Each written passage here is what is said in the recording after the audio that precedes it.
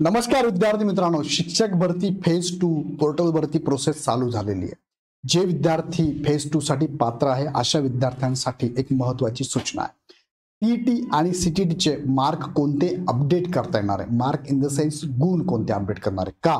कारण टीईटी आणि सीटीटीच्या मार्कांवरती तुमचं डिपेंड करतं की तुमची निवड शिक्षक भरतीमध्ये ओपन मधून होणार की फक्त तुमच्या कॅटेगरीमधून होणार आहे। सो ज्या विद्यार्थ्यांना टीईटी सीटीटी मध्ये ओपन प्रमाणे जर तुम्ही क्वालिफाईड असाल, म्हणजे 90 मार्क किंवा 60% मार्क तुम्हाला त्या एक्झामला असेल, तर तुमचा विचार हा ओपन आणि तुमच्या कॅटेगरी दोन्हीसाठी केला जातो। पण ज्यांना 60% पेक्षा कमी असेल त्या विद्यार्थ्यांचा विचार हा फक्त त्यांच्या कॅटेगरीसाठीच केला जातो।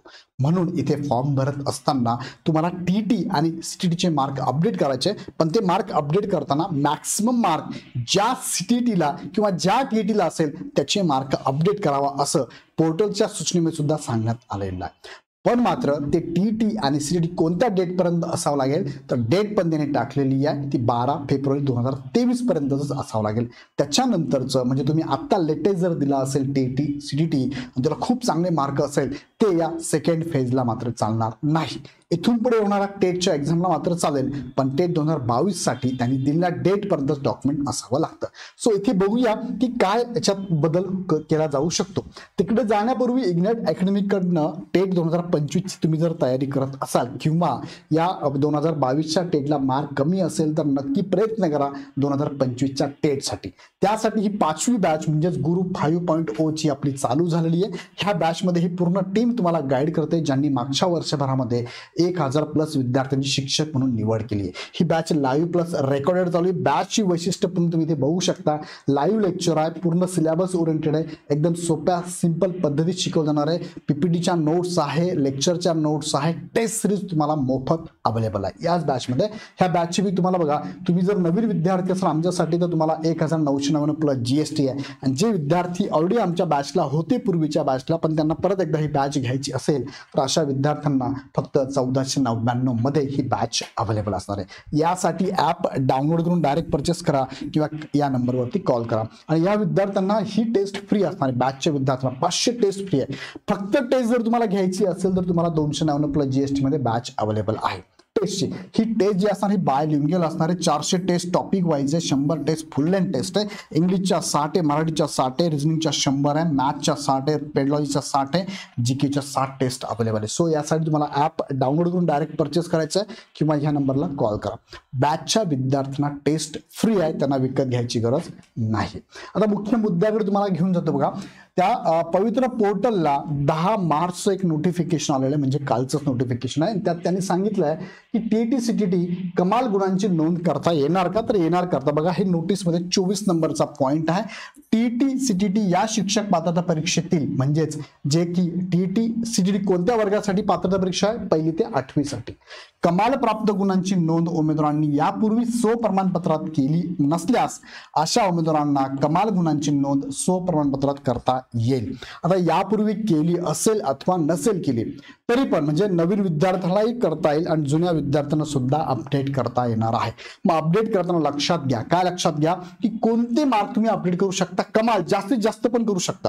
एखाद्याने चुकून पहिल्या फेजमध्ये कमी मार्कवाला टीईटी किंवा सीटीचे गुणपत्रक अपडेट केलं असेल तर त्या विद्यार्थ्यांना संधी आहे की बाबा कमाल मॅक्सिमम जे मार्क आहे ते तुम्ही इथे अपडेट करू शकता। आता का, तर पुढे त्यांनी परत सांगितलं बघा, हे लक्षात ठेवा, हे महत्वाचं आहे। काय महत्वाचं आहे, 22 नंबरचा पॉइंट आहे, काय उमेदवारांची शैक्षणिक व व्यावसायिक अर्हता। आता मला सांगा, टीईटी सीटीटीचे गुणपत्रक हे काय तुमची व्यावसायिक अर्हता आहे। मग व्यावसायिक अर्हतेचे प्रमाणपत्र टेट 2022 साठी अर्ज करण्याचा शेवटचा दिनांक म्हणजेच 12 फेब्रुवारी 2023 पूर्वीची असणे आवश्यक आहे। मग हे सर्टिफिकेट तुमचे ह्या डेट पूर्वीचे असावं लागेल। आता एखादा विद्यार्थी मला म्हणू शकतो की सर मी 2000 आताची एक्झाम आपण कन्सिडर करूया, सर मी 2025 मध्ये टीईटी दिलेली आहे किंवा सीटीटी दिलेली आहे आणि याचे मार्क माझे मॅक्सिमम आहे। मग मी काय करतो, हे मार्क मी अपडेट करू शकतो का, हे गुण मी अपडेट करू शकतो का, तर हे गुण तुम्हाला अपडेट करता येणार नाही। काय येणार नाही, कारण हे सर्टिफिकेटवर जी डेट असणार आहे ती डेट याच्या पूर्वीची नाहीच आहे।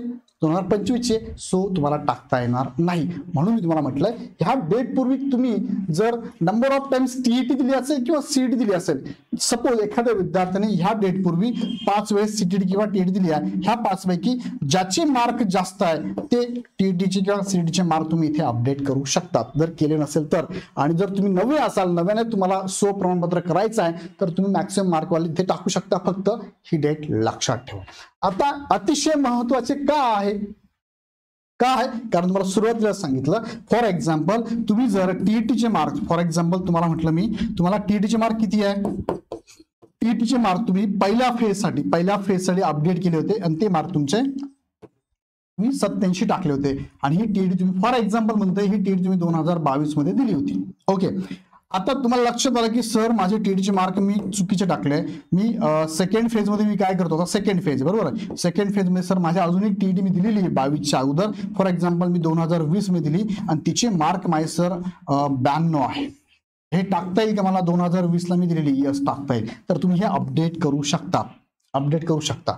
आता हे का अपडेट करायचे, कारण जेव्हा तुम्ही 92 मार्क टाकतात तेव्हा ह्या विद्यार्थ्याचा विचार 2 ठिकाणी केला जातो. आता मी ह्या विद्यार्थ्याला काय पकडतो, हा विद्यार्थी कॅटेगरीचा असं पकडतो मी, बरोबर, हे उदाहरण कॅटेगरीचं आहे. तर ह्या विद्यार्थ्याला काय होणार आहे, ओपनच्या पण जागा मिळणार आणि कॅटेगरीच्या पण जागा मिळणार. पण ज्यांनी फर्स्ट फेज मध्ये चुकून टीईटी किंवा सीईटीचे कमी मार्कवर टाकलं असेल, तर ह्या विद्यार्थ्यांचा विचार फक्त आणि फक्त कुठे होणार आहे, फक्त आणि फक्त यांचा विचार कॅटेगरीसाठीच केला जाणार आहे. ओपनच्या जागा त्यांना मिळणारच नाही.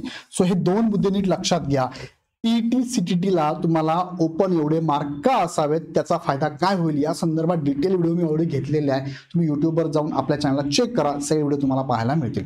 सो विद्यार्थी मित्रांनो, तुम्हाला त्या डेट पूर्वीचेच टीईटी सीटीचे मार्क अपडेट करता येतात. त्या डेट नंतर म्हणजे 12 फेब्रुवारी नंतर तुम्ही जर टीईटी सीटीटी क्वालिफाईड असाल, चांगले मार्क असाल, ते मात्र इथे अपडेट करता येणार आणि टेट 2025 ला मात्र ते चालतील. हा एक मुद्दा तुम्ही नीट लक्षात घेतला असेल.